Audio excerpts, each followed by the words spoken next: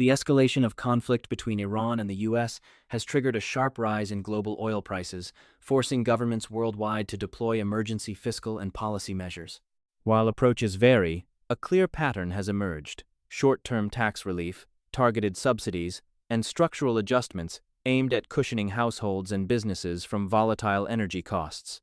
That's exactly what we'll unpack today. Welcome to another episode of Reg Talks. Today we're here to dive into the global energy shock, explore how different countries are tackling it, and what it means for everyday people. By the end of this episode, you'll understand the most creative and sometimes controversial ways governments are cushioning their economies against volatile energy costs. We'll explore tax cuts, sector-specific subsidies, rules-based policies, and the delicate balance between urgent relief and long-term energy transition. Let's kick things off with the first wave of emergency responses. It's almost become a reflex. When fuel prices jump, governments slash taxes. Australia, for instance, halved its fuel excise and even temporarily scrapped heavy vehicle charges. Canada's taken it a step further by suspending federal fuel excise taxes entirely. That's expected to save Canadians over $2.4 billion, and the ripple effect should directly offset inflation spikes. Across Europe, Ireland, Portugal, and Poland have raced to cut fuel taxes too. Some even combined excise cuts with lower VAT to drive down prices faster. What's interesting is the urgency. These tax cuts aren't just economic tools, they're lifelines for supply chains and consumers facing unpredictable costs. Funny you mention VAT because countries like Iceland and Kenya are getting creative with it. Iceland's dramatic VAT reduction on fuel from 24% to 11% comes with a mandate: retailers must pass savings directly to consumers.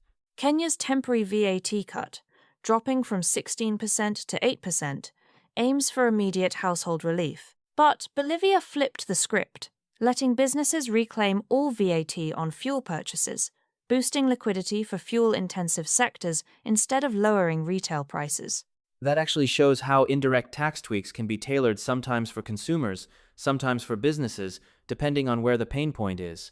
It's a reminder that tax relief needs careful design. Lowering taxes only works if the benefit isn't swallowed up along the supply chain. Let's pivot to targeted subsidies. Transport and agriculture are taking center stage since they're so vulnerable to fuel price hikes. Ireland's Road Transporters Support Scheme, for instance, delivers direct payments to hauliers. Meanwhile, Italy's offering tax credits to both transport and fishing sectors, and even extra relief for agricultural fuel use. Australia's temporary removal of heavy vehicle charges is all about keeping logistics networks stable so costs don't snowball for consumers. These sectoral supports show governments aren't just thinking about individuals, they're safeguarding the backbone of their economies.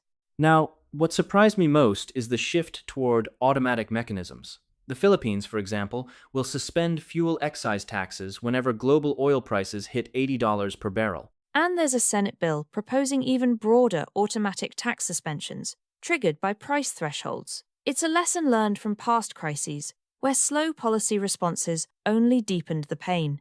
Rules-based responses could mean faster, more predictable relief when shocks hit, rather than waiting for politicians to act. It's a clever way to build resilience into the system, anticipating future volatility rather than just reacting to it.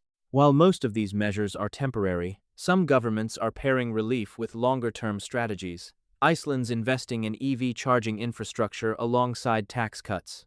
Italy, too, is linking its relief package to incentives for renewable energy self-generation. The idea is simple: use the crisis as an opportunity to build a more sustainable energy system. Still, all these interventions come with hefty fiscal trade-offs. Sweden and Poland report revenue losses in the billions, and Vietnam sees monthly budget hits from tax suspensions. Governments are walking a tightrope, providing relief to prevent inflation and instability, but hoping this emergency spending won't outlast the crisis itself. Let's recap. First, there's a clear pattern of quick tax cuts and sectoral support to shield economies from the energy shock.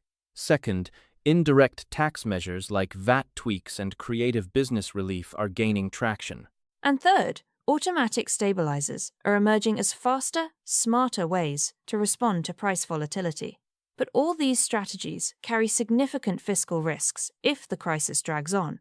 If you're wondering what you can do, keep an eye on government announcements and energy bills. Even small shifts in policy can mean big changes for your household budget. Thanks for tuning in to Reg Talks. If you found this episode helpful, share it with someone feeling the pinch at the pump and join us next time as we dig deeper into how global crises reshape everyday life.